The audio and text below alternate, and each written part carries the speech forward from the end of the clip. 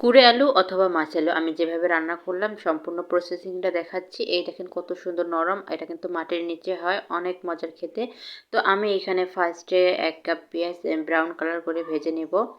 পরিমাণ মতো তেল দিয়ে আমি পেঁয়াজটা ভেজে নিচ্ছি।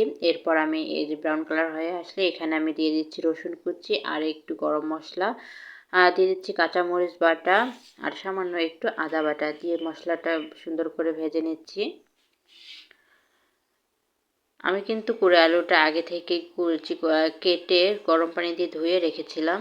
এরপর আমি এখানে পরিমাণ মতো হলুদের গুঁড়া, মরিচের গুঁড়া এবং লবণ দিয়ে আরও কিছুক্ষণ কষিয়ে নেব। আর দিয়ে দিচ্ছি সাথে একটু পাঁচফোড়ন গুঁড়া। সবগুলো আরও একটু ভেজে নিচ্ছি। মশলাটা পুড়ে না যায় এজন্য আমি সামান্য একটু পানি দিয়ে দিচ্ছি।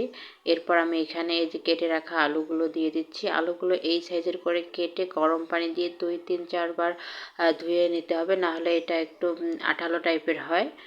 তো এইরকম করে ধোয়ার পর আমি এটা সুন্দর করে এইভাবে কষিয়ে নিচ্ছি।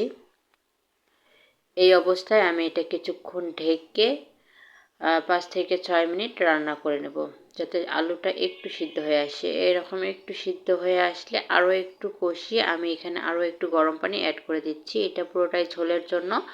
তো এটা বিভিন্ন রকমের মাছ দিয়ে অনেকে রান্না করে। মাছ দিয়ে রান্না করলে সবথেকে বেশি মজা হয়। তাই আমি এখানে আমার রান্না করা মাছ ছিল কিছুটা, সেটাই দিয়ে দিচ্ছি।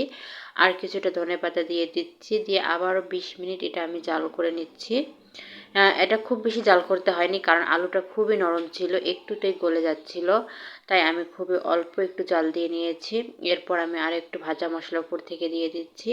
দিয়ে 2-3 মিনিট জাল করে আমি এটা নামিয়ে নেব। দেখতেই পাচ্ছেন আলুটা কত সুন্দর, এটা অনেক নরম। অনেক কিছুটা আলু আছে অনেকটা শক্ত হয়, কিন্তু এটা একদম নরম, অনেক মজার। একবার এভাবে বানিয়ে খেতে পারেন।